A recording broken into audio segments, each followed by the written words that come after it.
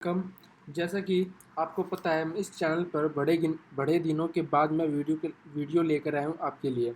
क्यों? क्योंकि अब क्लास 10th के यूनिट टेस्ट आने वाले हैं और मैं चाहता हूँ गाइस इस बार मैं आपको फाइनल तक, मतलब यूनिट टेस्ट से लेकर जो आपके बोर्ड होने हैं वहाँ तक आपका साथ दूँ। तो गाइस मैं लेकर आया हूँ आज आपके लिए कुछ इंपॉर्टेंट टॉपिक क्वेश्चंस जो आपको यूनिट टेस्ट में पूछे जाएंगे। क्लास 10th का ज्योग्राफी का चैप्टर नंबर 1 संसाधन एवं विकास, रिसोर्सेज एंड डेवलपमेंट। तो चलिए गाइस बिना टाइम को ज़ाया करते हुए शुरू करते हैं। वीडियो को कीजिए लाइक, चैनल को सब्सक्राइब, स्टूडेंट्स पार्टनर के साथ बने रहिए। तो देखिए गाइस, जैसा कि आपको पता है एसएसटी में हम इम्पोर्टेंट ही पढ़ते हैं, बस उतना पढ़ने से ही हमारे अच्छे मार्क्स आ जाते हैं।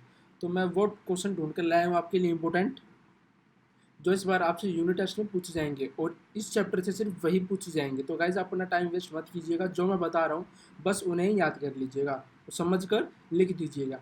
तो चलिए गाइज शुरू करते हैं। देखिए गाइज, ये गाइज इसका फ्लो चार्ट। संसाधन, रिसोर्सेज। सबसे पहले गाइज आपसे पूछा जाएगा कि संसाधन होते क्या हैं। What are resources?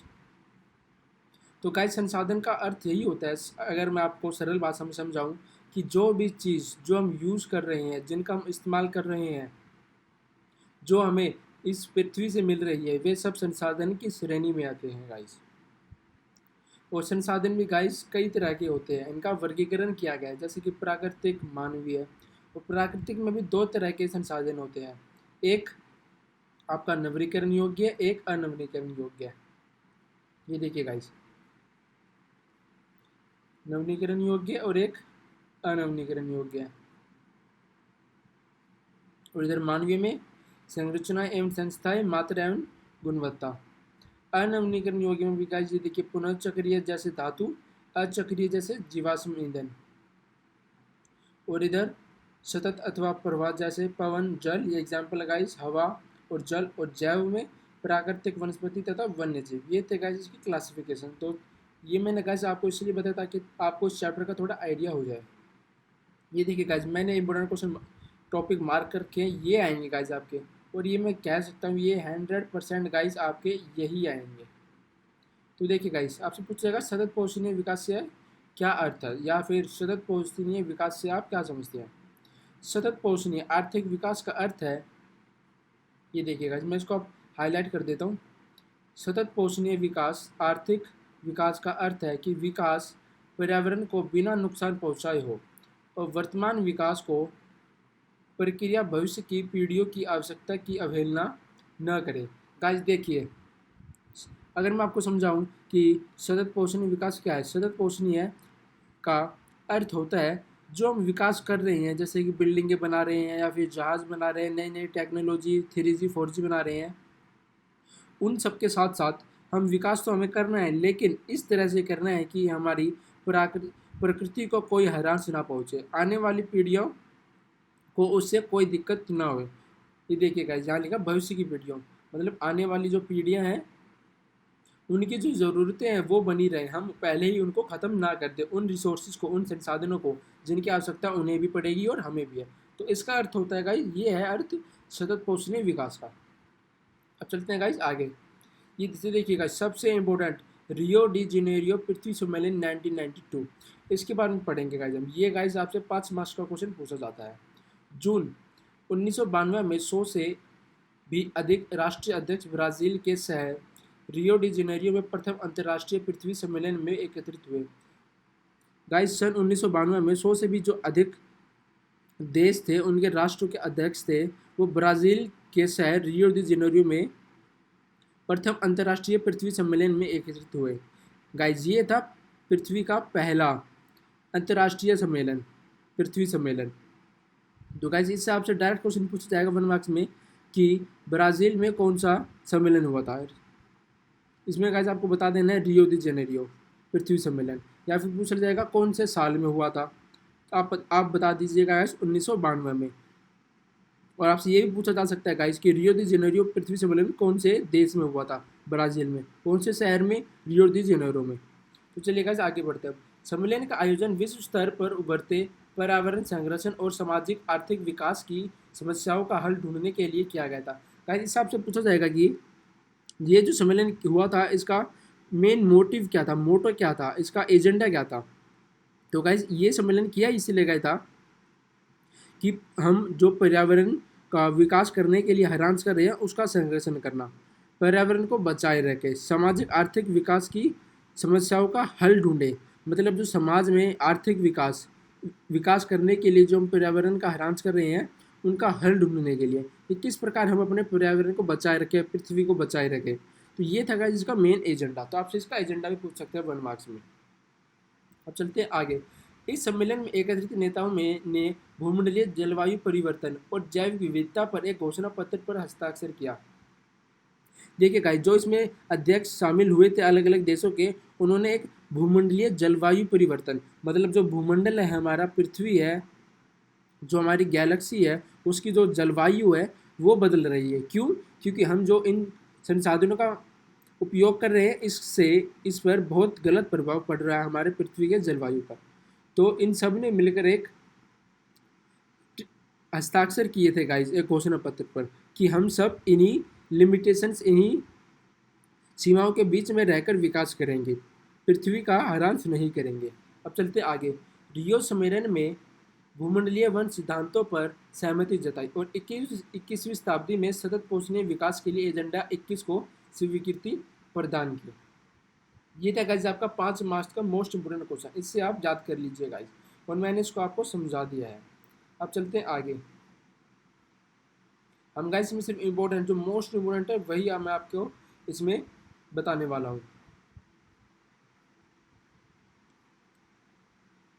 हाँ ये देखिए गाइस, ये देखिए भारत में भू उपयोग का प्रारूप क्या है, ये भी गाइस एक इंपॉर्टेंट उसमें से। ये देखिए गाइस मोस्ट इंपोर्टेंट मैंने मार्क कर रखा था आपके लिए। भू निम्नीकरण और संरक्षण के उपाय। भू निम्नीकरण का मतलब होता है गाइस, निम्नीकरण का अर्थ है डिग्रेडेशन, और भूमि की जो गुणवत्ता है उसको बचाना, और उसको संरक्षण किस प्रकार, उसके संरक्षण के उपाय किस प्रकार हम बचा सकते हैं, उसकी गुणवत्ता को, उसकी डिग्रेडेशन होने से कैसे रोक सकते हैं। देखिए गाइस भूमि एक ऐसा संसाधन है जिसका उपयोग हमारे पूर्वज करते आए हैं तथा भावी पीढ़ी भी इसी भूमि का उपयोग करेगी। भावी पीढ़ी मतलब आने वाली पीढ़ी। हम भोजन, मकान और कपड़े की अपनी मूल आवश्यकताओं का 95% भाग भूमि से प्राप्त करते हैं। गाइस हम कपड़ा, मकान, भोजन, देखिए मकान हम पृथ्वी से लकड़ियाँ लेकर बना रहे हैं, पृथ्वी की सतह पर ज़मीन पर बना रहे हैं अपने मकान। और भोजन पेड़ पौधे उगा कर करते हैं, कपड़े, सूती वस्त्र जो होते हैं, कपास, ये सब भूमि पर उगा कर ही हमें कपड़े मिल रहे हैं। तो गाइस हमारी ज़रूरतों का, आवश्यकताओं का 95% भूमि से ही प्राप्त हो रहा है। सबसे मेन जो हमारा संसाधन है ये वही है भूमि। मानव कार्यकलापों के कारण न केवल भूमि का निम्नीकरण हो रहा है बल्कि भूमि को नुकसान पहुंचाने वाली प्राकृतिक ताकतों को भी बल मिल रहा है। देखिए गाइज मानवीय कार्यकलाप मतलब जो मानवों द्वारा किए गए कार्य हैं, जो उनकी गंदी हरकतें हैं। जी हाँ गाइज, इन्हें हम गंदी हरकतें ही कहेंगे। क्यों? क्योंकि इससे हमारे जो मेन संसाधन है उनका ह्रास हो रहा है। केवल भूमि का निम्नीकरण, डिग्रेडेशन मतलब उसकी गुणवत्ता ही नहीं खराब हो रही, बल्कि भूमि को जो नुकसान पहुंचाने वाली प्राकृतिक ताकतें हैं, जिन जिन चीज़ों से पृथ्वी पर भूमि को नुकसान पहुंच रहा है, उन चीज़ों को भी हम बढ़ावा दे रहे हैं। इस समय भारत में लगभग 13 करोड़ हेक्टेयर भूमि निम्नीकृत है। इसमें से लगभग 28% भूमि निम्नीकृत वनों के अंतर्गत है, 56% क्षेत्र का जल अपरदित है और शेष क्षेत्र लवणीय और क्षारीय है। कुछ मानव क्रियाकलाप जैसे वनोन्मूलन, अति पशुचरण, खनन ने भी भूमि के निम्नीकरण में मुख्य भूमिका निभाई है। देखिए गाइस पशु ज़्यादा मात्रा में लोग हम पशुओं को बढ़ा रहे हैं, उनसे दूध लेने के लिए, अलग अलग तरह के संसाधन लेने के लिए। पशु चारण मतलब जो पशु चरते हैं बड़ी बड़ी घास के मैदानों में, पेड़ पौधों में, उन पशुओं को चरवा रहे हैं, उससे भी, जी हाँ गाइस, उससे भी भूमि पर गलत प्रभाव पड़ रहा है। खनन मतलब हम जो गोल्ड माइंस, सॉरी उसे क्या कहते हैं, कोयले की जो खदान है गाइज, उनसे कोयले की खदानों में भी खनन कर रहे हैं। खनन मतलब खुदाई करके पहाड़ों के अंदर गुफाओं में जाके हम कोयले निकाल रहे हैं, उससे भी भूमि पर गलत प्रभाव पड़ रहा है। खनन के उपरांत खदानों वाले क्षेत्रों को गहरी खाइयों और मलबे के साथ खुला छोड़ दिया जाता है। खनन के कारण झारखंड, छत्तीसगढ़, मध्य प्रदेश और उड़ीसा जैसे क्षेत्र उड़ीसा जैसे राज्यों में वनोन्मूलन भूमि निम्नीकरण का कारण बना है। गुजरात, राजस्थान, मध्य प्रदेश, देखिए गाइस ये यहाँ तक ही काफ़ी है। आप यहाँ से लेके गाइस और यहाँ तक कर लीजिएगा, ये आपका 5 मार्क्स का क्वेश्चन कंप्लीट हो जाएगा। अब चलते हैं गाइस हम आगे। ये गाइस कुछ मृदा का वर्गीकरण है कि किस किस प्रकार की मृदाएं होती है। जलोढ़ मृदा, काली मृदा, इनके बारे में गाइस आप जरा पढ़ लीजिएगा। चलते हैं हम आगे। लाल और पीली मृदा, लेटराइट मृदा, मरुस्थलीय मृदा,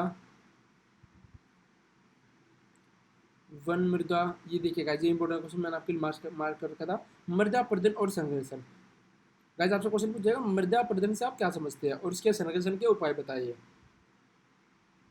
ये देखिए गाइस इस आप फोटो से समझ सकते हैं कि मृदा अपरदन क्या होता है। भूमि फट रही है गाइस।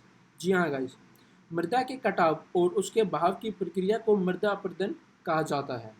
मृदा के बनने और अपरदन की क्रियाएं आमतौर पर साथ साथ चलती है और दोनों में संतुलन होता है, परंतु मानवीय क्रियाकलापों जैसे वनोन्मूलन, अति पशुचरण, निर्माण और खनन इत्यादि से कई बार यह संतुलन भंग हो जाता है। गाइस मृदा जो है उसका अपरदन भी साथ साथ होता रहता है और उसके बनने की प्रक्रिया भी साथ साथ होती रहती है, लेकिन मनुष्य की क्रियाओं की वजह से ये जो संतुलन है ये बिगड़ रहा है गाइस। मृदा का अपरदन ज़्यादा हो रहा है और उसकी बनने की प्रक्रिया में हम बाधा बन रहे हैं, इसलिए मृदा अपरदन बढ़ रहा है, इसलिए इसका संरक्षण जरूरी है। यह संतुलन भंग हो जाता है तथा प्राकृतिक तत्व जैसे पवन, हिमनदी और जल मृदा अपरदन करते हैं। बहता जल मुक्तियुक्त मृदाओं को काटते हुए गहरी वाहिकाएं बनाता है, जिन्हें अवनलिकाएं कहते हैं। जैसे भूमि जोतने योग्य नहीं रहती और इसे उत्खात भूमि कहते हैं। ये देखिएगा जहाँ तक कि इम्पोर्टेंट है ये मृदा अपरदन। चलते गाइस हम आगे। ठीक है गाइस, ये हमने शेयर किया आपके साथ कुछ इंपॉर्टेंट क्वेश्चन इस चैप्टर की। उम्मीद करता हूँ गाइस ये वीडियो आपको अच्छी लगी होगी और जो मैंने एक्सप्लेन किया वो आपको समझ आया होगा। तो गाइस मिलते हैं नेक्स्ट वीडियो में। चैनल को कीजिए सब्सक्राइब और वीडियो को लाइक।